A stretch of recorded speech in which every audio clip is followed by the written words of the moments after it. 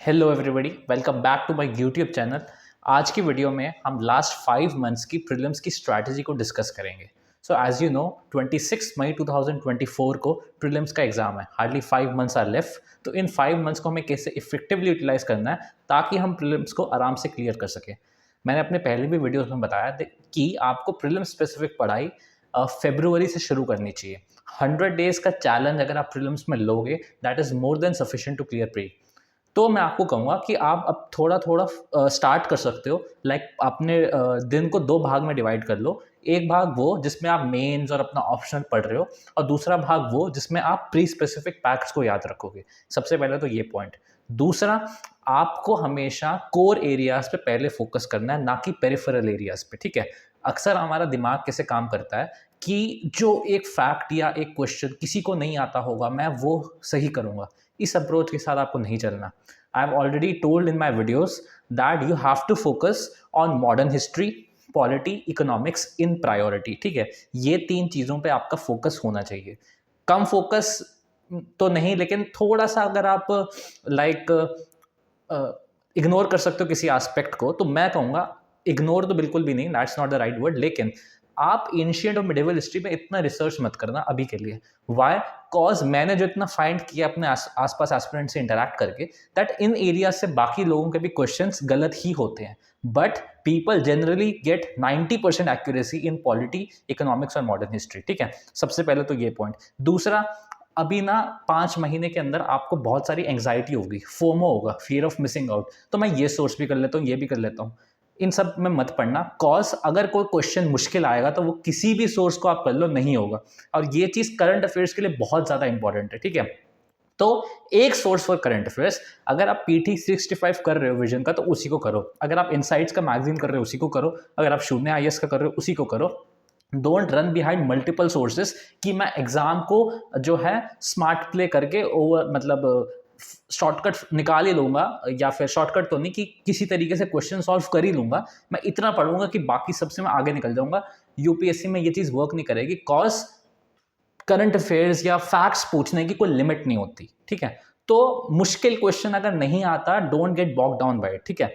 तीसरी सबसे इंपॉर्टेंट चीज़, आपको लॉजिकल गेसिंग और एलिमिनेशन पे वर्क करना होगा। अब कुछ लोग बोलेंगे कि पेयर वाले क्वेश्चन में कैसे एलिमिनेशन करेंगे, बट हम ये तो फाइंड कर सकते हैं कि ये स्टेटमेंट तो कंप्लीटली रॉन्ग है। अगर आप कंप्लीटली रॉन्ग वाली स्टेटमेंट्स, जो पहले वाला मेथड था एक्सट्रीम वर्ड्स को एलिमिनेट करना, like only and it is the only way, और कुछ भी ड्रास्टिक वाली स्टेटमेंट्स होती हैं, ठीक है, तो उन स्टेटमेंट्स को आप एलिमिनेट करो। ठीक है। दूसरा, आपको फोकस करना है कि आपके कॉन्सेप्ट स्ट्रांग है। देखो, पॉलिटी में यार वो पेयर वाले पूछे, इकोनॉमिक्स में पेयर वाले पूछे, उससे कुछ फर्क नहीं पड़ता, कॉज पॉलिटी इकोनॉमिक्स ये है कॉन्सेप्ट वाले क्वेश्चन। ठीक है। अगर आपके प्रेसिडेंट पे, वाइस प्रेसिडेंट पे, मॉनेटरी पॉलिसी पे, फिस्कल पॉलिसी पे कॉन्सेप्ट्स क्लियर है, इट डज नॉट मैटर कि क्वेश्चन में एलिमिनेशन लग रहा है या नहीं लग रहा है। इस बात को समझो। एलिमिनेशन वाला जो हमारा ड्रॉबैक आता है, वो आता है सिर्फ फैक्चुअल क्वेश्चंस में, कि यार 4 फैक्ट पूछ लिए, अब इसमें पेयर वाले क्वेश्चन है तो हम आंसर तक अराइव नहीं कर सकते। बट ट्रस्ट मी, वो क्वेश्चन बहुत लोगों के गलत होंगे। ठीक है। और अगर आप उसमें लॉजिकल गेस मारोगे भी, तो वो जनरली सही होंगे 50-50 के रेशियो में, तो नेट पॉजिटिव आंसर आएगा। बट आपको एक चीज़ ध्यान में नहीं रखनी है कि आपको आसान क्वेश्चन, लाइक प्रेसिडेंट हो गया, वाइस प्रेसिडेंट हो गया, पार्लियामेंट के रोल हो गए, इमरजेंसी प्रोविजंस हो गए, या इकोनॉमिक्स के जो मैं 5-6 सेक्टर्स बताता हूँ, external sector, monetary policy, fiscal policy, तो इसमें कुछ भी गलत नहीं होना चाहिए। आपको हर एक कॉन्सेप्ट रटा होना चाहिए। और ओसवाल बुक्स में, जैसे मैंने पिछली बार भी आपको बताया था, इनकी जो PYQ वाली बुक आती है, ठीक है, जैसे ये इनकी PYQ वाली बुक है, तो यार इस बुक में देखो, आपको क्या करना है ना, PYQs में आपको देखना है पॉलिटी, हिस्ट्री, इन सब सब्जेक्ट्स में कि क्या एरियाज ऑफ क्वेश्चंस है, उनको लिस्ट डाउन कर लेना है। उनके आंसर्स को एक बार देखो। अगर आपने 6-7 महीने से पढ़ाई कर रखी है या 1 साल से, आपको डेफिनेटली कॉन्सेप्ट तो समझ में आते होंगे। आप वो PYQs लगा के देखो और बाद में आंसर देखना। दूसरा, इनके गलत ऑप्शंस के ऊपर भी काफ़ी अच्छे सोल्यूशंस हैं। ठीक है, उस सवाल वालों के, तो उनको देखो, उनको बार बार रिपीट करो। ठीक है। और ट्रस्ट मी, यूपीएससी में यार एक ना एक फॉर्म में क्वेश्चन आते ही आते हैं। ठीक है। राइट टू प्रिवेसी वो 2-3 बार पूछ चुके हैं, सेंट्रल वाटर कमीशन को 2-3 बार पूछ चुके हैं। ठीक है। तो यूपीएससी गलत ऑप्शन का या दूसरे ऑप्शन का भी क्वेश्चन बना के दे देता है। सिमिलरली फॉर नेशनल पार्क्स भी ऐसा करते हैं कभी कभी। तो ओसवाल बुक्स की एक तो PYQ वाली हो गई है, जैसे मैंने पिछली वीडियो में बताया था, जो एंशिएंट मिडिवल हिस्ट्री में NCERTs है ना, अब वक्त आ गया है कि हम उन NCERTs का भी करना शुरू कर दें, क्योंकि एंशिएंट मिडिवल हिस्ट्री में वही सोर्स है, तो उसी को अच्छे से करो, ठीक है। तो इन कॉन्सेप्ट्स पे आपको वर्क करना पड़ेगा धीरे धीरे धीरे धीरे, और फेब्रुअरी आते तो फुल फ्लेजेड प्रिपरेशन में जाना है। नेक्स्ट है, apart from conceptual clarity and PYQs, उसके अलावा हमें फोकस करना है टेस्ट देने पे, ठीक है। अब हम टेस्ट 3-4 कोचिंग्स का मिला के देंगे, राउज IAS, वाजीराम विजन, ये 2-3 कोचिंग के आप टेस्ट लगाओ फेब्रुवरी से।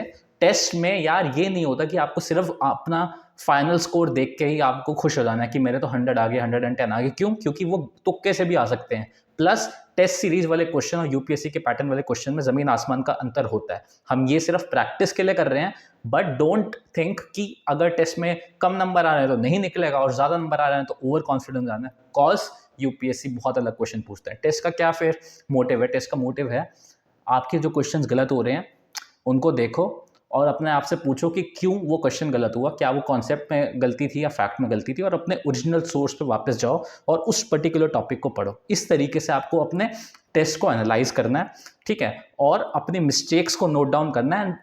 एंड आपको एक चीज़ इंश्योर करनी है कि जो आपका क्वेश्चन टेस्ट में गलत हो रहा है वो क्वेश्चन एग्जाम में अगर डायरेक्ट या इनडायरेक्ट फॉर्म में भी आता है तो आपका वो गलत नहीं होना चाहिए, ठीक है। सो PYQs, कॉन्सेप्चुअल क्लैरिटी, ओसवाल के ये NCERTs, पावर बैंक्स और PYQs वाली बुक, ठीक है। इनके अलावा हम टेस्ट सीरीज पे जंप करेंगे। सबसे इंपॉर्टेंट चीज़ एक और है अपार्ट फ्रॉम दीज स्टेप्स, फिर मैं इस वीडियो को रैप अप करता हूँ। बहुत ध्यान से सुनना, बहुत इंपॉर्टेंट चीज़ होने वाली है। कॉन्फिडेंस रखना। क्या होता है कि यूपीएससी में आप सोचते हो कि जिसका प्री निकलता है ना यार वो बहुत स्मार्ट होता होगा, उसको सब आता होगा, बट उसके अंदर एक क्वालिटी होती है विच आई बिलीव सबसे इंपॉर्टेंट होती है, एंड दैट इज वो अपने ऊपर ना कॉन्फिडेंस रखता है। He does not get bog down और she does not get bog down कि टेस्ट में कम मार्क्स आ रहे हैं या फिर पेपर के दिन गए और शुरू में ही एनवायरनमेंट के साइंस के उल्टे सीधे क्वेश्चन थे। These people do not get bog down, जिनका क्लियर होता है वो एक कूल हेड मेंटेन करते हैं, ठीक है। कूल हेड मेंटेन करते हैं और सोचते हैं कि जो मैंने इतने साल से पढ़ा है ना, इतने टाइम से मैं पढ़ता आ रहा हूँ, क्वेश्चन इसी से सॉल्व होगा अगर सॉल्व होना होगा तो, और नहीं होना होगा तो इस दुनिया में हम सारे फैक्ट्स कोई भी याद नहीं कर सकता, ठीक है। डोंट बिलीव कि जो यूपीएससी क्लियर कर रहा है he is a super genius, super intelligent and he remembers every facts of every details of every subject. That is not the case. आपको स्मार्ट होना पड़ेगा, कॉमन सेंस लॉजिक का use करना है। हो सकता है क्वेश्चन तो ठीक है, वरना मेरा ये एक थिंकिंग होता था कि 100 क्वेश्चंस में करूंगा ना, अगर 100 के 100 भी, कट ऑफ इज 90 के आसपास, 60 भी ठीक हो एंड 40 गलत हो गए तो भी मेरा प्रीलिम्स क्लियर हो जाएगा 120 minus 39 point something, so sorry 26 point something something, तो 90 के आसपास मार्क्स आ जाएंगे। यही आपको पॉजिटिव एटीट्यूड रखना है, बॉक डाउन नहीं होना, ठीक है। तो इस वीडियो को मैं रैप अप करता हूँ। मेरे कहने का पर्पस ये है, अभी आप 2 भाग में अपने दिन को डिवाइड करो। फेब्रुवरी से आपको फुल फ्लेज प्रिपरेशन में जाना है, अभी आप हाफ प्रिपरेशन में जा सकते हो प्रीलिम्स की। कॉन्सेप्ट्स बहुत इंपॉर्टेंट है, NCERTs के एंशिएंट और मिडिवल हिस्ट्री और ज्योग्राफी के लिए सबसे ज़्यादा इंपॉर्टेंट है। पॉलिटी, इकोनॉमी, मॉडर्न हिस्ट्री, इन एरियाज पर ज़्यादा फोकस करना है। एंशिएंट एंड मिडिवल हिस्ट्री में अगर क्वेश्चन गलत भी हो रहे हैं टेस्ट में भी, don't get bog down. Environment and ecology और साइंस एंड टेक्नोलॉजी के क्वेश्चंस, अब करंट अफेयर्स लिंक ज़्यादा आएंगे, ठीक है, तो उन नए टाइप के क्वेश्चंस को ज़्यादा प्रैक्टिस करना 2023, 22 और 21 के पेपर से क्लू लेते हुए। एंड सबसे इंपॉर्टेंट चीज़ ये है कि कॉन्फिडेंस रखना है। हर किसी को 100% चीज़ें नहीं पता होती। अगर आप एग्जाम में भी जाओ और शुरू में क्वेश्चंस नहीं बन रहे, डोंट गेट बॉग डाउन, अपने एबिलिटीज़ पे ट्रस्ट रखना है। क्वेश्चंस होंगे तो उन्हीं सोर्सेज से होंगे और नहीं होंगे तो नहीं, किसी से भी नहीं बनेंगे। PYQ के लिए बेस्ट किताब ओसवाल की, उसका लिंक डिस्क्रिप्शन में, उनकी NCERTs भी आप बाय कर सकते हैं, एंड पावर बैंक की सोर्सेज भी, एंड अदर मेंस के भी उनके सॉल्व आती है, तो वो लिंक डिस्क्रिप्शन में है। Keep practising, trust on yourself. Thank you very much.